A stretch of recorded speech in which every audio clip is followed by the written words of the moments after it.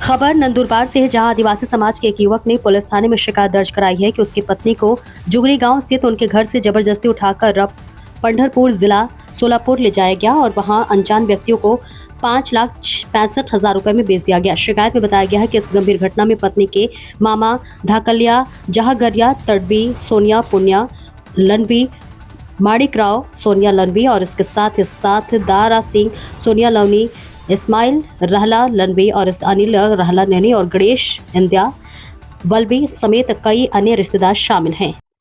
साकरा India Wadvi, वय 16 वर्ष, राहणार जुगणी, तालुका दडगाव, जिल्हा नंदुरबार या अल्पवयीन आदिवासी मुलीला 5,65,000 रुपयांनी तिच्या आजोबा, मामा व चुलत भावांनी पंढरपूर जिल्हा सोलापूर येथील एका अनोळखी व्यक्तीला विकल्याची धक्कादायक घटना घडलेली आहे।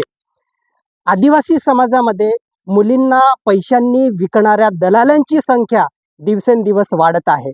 या दलालांमध्ये माणुसकी राहत नाही, नातेसंबंध यांना कळत नाही। एखाद्या जनावरासारखे मुलींना पैशांनी विकण्याचा एक सौदा हे करतात आणि मुलींना जो जास्त पैसे देईल त्याला विकून टाकतात आणि मुलीचं संपूर्ण आयुष्य उद्ध्वस्त करून टाकतात। 13 वर्षे असताना पोहल्या वडवी या इसमाने या मुलीला पडवून नेलं आणि लग्न केलं। 3 वर्ष हिच्यावरती अत्याचार झाले, कारण की मुलीचं वय 18 वर्ष पूर्ण झाल्याशिवाय तिच्याशी लग्न करणं किंवा तिला पडवून नेणं हा कायद्याने गुन्हा आहे। ज्या वयामध्ये मुलीने खेळायला पाहिजे, कुदायला पाहिजे, शिकायला पाहिजे, त्या वयामध्ये या मुलीवरती अत्याचार सुरू आहे। मुलीचं वडील नसल्यामुळे ही अनाथासारखी जीवन जगत आहे। ज्या व्यक्तीने 5,65,000 रुपयेने या मुलीला विकत घेतलं, तर तो व्यक्ती या मुलीशी संसार करणार नाही, तर देह व्यापारासारख्या वाईट मार्गाला तो या मुलीला नेऊ शकतो, तिचा दुरुपयोग करू शकतो, तिला वाईट मार्गाने नेऊन तिच्या मार्फत पैसे कमवू शकतो, अशी शंका आम्हाला निर्माण होते। 13 वर्षामध्ये पतीकडून आणि आता 16 वर्षामध्ये या दलालांकडून या अल्पवयीन आदिवासी मुलीवरती अत्याचार झालेले आहेत। शारीरिक, मानसिक, लैंगिक शोषण दोन्ही बाजूने या मुलीवरती झालेला आहे। म्हणून ज्या कोणी व्यक्तीने या अल्पवयीन आदिवासी मुलीला 5,65,000 रुपयांनी विकले आहे, त्यांच्यावरती कायदेशीर कडक कारवाई झाली पाहिजे आणि या मुलीचा शोध पोलिसांनी घेऊन मुलीच्या आईकडे सुखरूप हिला सोडायला पाहिजे, ताब्यात दिलं पाहिजे, अशी आमची बिरसा फायटर संघटनेची मागणी आहे। जय बिरसा, जय आदिवासी, बेटी बचाव, बेटी पढाओ। माझं नाव पोहल्या कोण्या पाडवी, गाव जुगणी, पाडा हिरी सापडा पाडा म्हणून गाव आहे।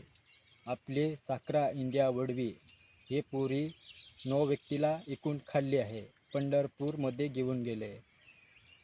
यांच्यावर काय कारवाई करायला पाहिजे। हे आपल्या पोरीला एकूण खाणार कोणी आहे?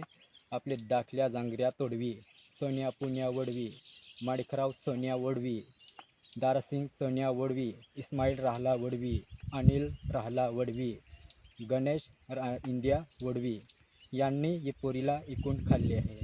परस्पर रात्री धमकी देऊन त्याला घेऊन गेले।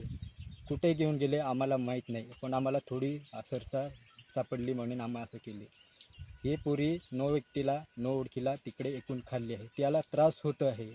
त्यांच्यावर आपल्या कारवाई करायला पाहिजे, हे आमची विनंती आहे। कारण काय की यांच्याकडे काय गुन्हा दाखल करायला पाहिजे।